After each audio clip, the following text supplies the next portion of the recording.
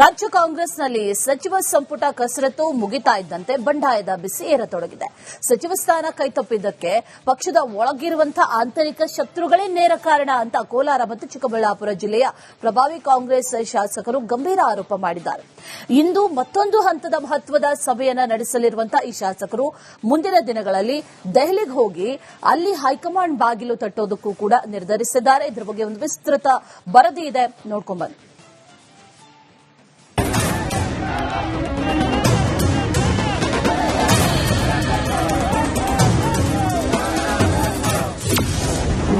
ಡಿಕೆಶಿ ಸಂಪುಟದಲ್ಲಿ ಹಿರಿಯ ಶಾಸಕರಿಗಿಲ್ಲ ಮಣೆ. ಕೋಲಾರ ಚಿಕ್ಕಬಳ್ಳಾಪುರ ಜಿಲ್ಲೆಯ ಶಾಸಕರು ನಿಗಿನಿಗೆ. ಸಚಿವ ಸ್ಥಾನ ಆಕಾಂಕ್ಷಿಗಳಾಗಿದ್ದ ಕೋಲಾರ ಮತ್ತು ಚಿಕ್ಕಬಳ್ಳಾಪುರ ಭಾಗದ ಪ್ರಮುಖ ಕಾಂಗ್ರೆಸ್ ನಾಯಕರು ಈಗ ಬಹಿರಂಗವಾಗಿ ಅಸಮಾಧಾನ ಹೊರಹಾಕಿದ್ದಾರೆ.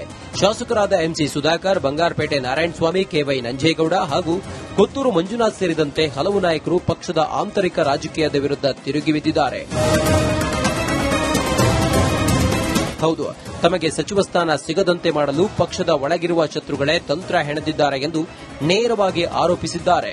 ತಮ್ಮ ಅಸಮಾಧಾನವನ್ನ ಶಮನಗೊಳಿಸಲು ತಕ್ಷಣವೇ ಸಭೆ ಸೇರುತ್ತಿದ್ದಾರೆ.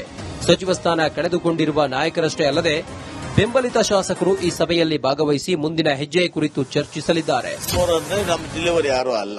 ನಮ್ಮ ಜಿಲ್ಲೆಯಲ್ಲಿ ಎಲ್ಲಾ ಅಧಿಕಾರಗಳನ್ನು ಅನುಭವಿಸಿ ಬೇರೆ ಜಿಲ್ಲೆಗೆ ಹೋಗಿ ಇವತ್ತು ಅಧಿಕಾರ ಅನುಭವಿಸತಕ್ಕಂಥವರು ಅದನ್ನ ಪ್ರಯೋಗ ಮಾಡ್ತಾ ಇದ್ದಾರೆ.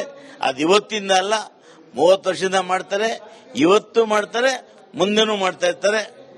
ಮುನಿಯಪ್ಪ ಅವರು ಇದರಲ್ಲಿ ಇದ್ದಾರೆ ಅಂತ ನೀವು ಬೇಸರದಿಂದ ಒಂದು ಪ್ರಶ್ನೆ ಮೂಡಿಸಿದ್ರಿ. ಏನು ಮಾಡಕ್ಕಾಗಲ್ಲ, ಗೊತ್ತಿರೋ ವಿಚಾರಣೆ. ಈ ಸಭೆಯ ಬಳಿಕ ದೆಹಲಿಗೆ ತೆರಳಿ ಕಾಂಗ್ರೆಸ್ ಹೈಕಮಾಂಡ್ ನಾಯಕರನ್ನ ಭೇಟಿಯಾಗಲಿದ್ದು ಯಾವ ಮಾನದಂಡದ ಆಧಾರದ ಮೇಲೆ ತಮ್ಮನ್ನ ಸಂಪುಟದಿಂದ ಹೊರಗಿಡಲಾಗಿದೆ ಎಂಬುದಕ್ಕೆ ಸ್ಪಷ್ಟನೆ ಕೋರಲಿದ್ದಾರೆ. ಹೈಕಮಾಂಡ್ ನೀಡುವ ಉತ್ತರ ಹಾಗೂ ನಿಲುವನ್ನ ಆಧರಿಸಿ ಮುಂದಿನ ಚುನಾವಣೆಯ ಸ್ಪರ್ಧೆ ಮತ್ತು ರಾಜಕೀಯ ಲೆಕ್ಕಾಚಾರಗಳನ್ನು ಅಂತಿಮಗೊಳಿಸಲು ಈ ನಾಯಕರು ಸಜ್ಜಾಗಿದ್ದಾರೆ. ನಾನು ಏನಾದ್ರು ಮಾತಾಡಿದ್ರೆ ಬೇರೆ ನಮ್ಮ ಸಹೋದ್ಯೋಗಿಗಳು ಬೇಜಾರು ಮಾಡ್ಕೊಳ್ತಾರೆ. ಈಗ ನಾನು ಎಲ್ಲಿ ಎಡುವುದೇ ಅಂತಕ್ಕಂಥದ್ದು ನನಗೆ ಗೊತ್ತಿಲ್ಲ. ಅದರಿಂದ ಪಕ್ಷ ನನಗೆ ಹೇಳಬೇಕಾಗತ್ತೆ, ನೀನು ಇಂಥ ಕಡೆ ತಪ್ಪು ಮಾಡಿದ್ಯಾ, ಇಂಥ ಕಾರಣದಿಂದ ನೀವು ಬೇರೆಯವರನ್ನ ಈಗ ಯಾರನ್ನ ತೆಗೆದುಕೊಂಡಿದ್ದಾರೆ ಹಿಂದಿನ ಸಂಪುಟದಲ್ಲಿ ಇದ್ದಂಥವ್ರನ್ನ, ಅವ್ರಿಗೆ ಏನ್ ಪ್ಲಸ್ ಪಾಯಿಂಟ್ಸ್, ನಂದೇನ್ ನೆಗೆಟಿವ್ಸ್, ನಾನೆಲ್ಲಿ ವಿಫಲ ಆದೆ ಅಂತಕ್ಕಂಥದ್ದು ಹೇಳಿದ್ರೆ ಬಹುಶಃ ಮುಂದೆ ನಾನು ಅದನ್ನು ತಿದ್ದುಕೊಳ್ಳುವಂತದಕ್ಕೆ ಸಾಧ್ಯ ಆಗುತ್ತೆ. ಸಚಿವ ಸಂಪುಟ ರಚನೆಯ ಬಳಿಕ ಶಮನವಾಗದ ಅಸಮಾಧಾನ ಈಗ ಬಹಿರಂಗ ಬಂಡಾಯದ ರೂಪವನ್ನ ಪಡೆದುಕೊಳ್ಳುತ್ತಿದ್ದು, ಹೈಕಮಾಂಡ್ ಈ ಶಾಸಕರ ಅಸಮಾಧಾನವನ್ನ ಹೇಗೆ ಶಮನಗೊಳಿಸಲಿದೆ ಎಂಬುದನ್ನು ಕಾದು ನೋಡಬೇಕಿದೆ.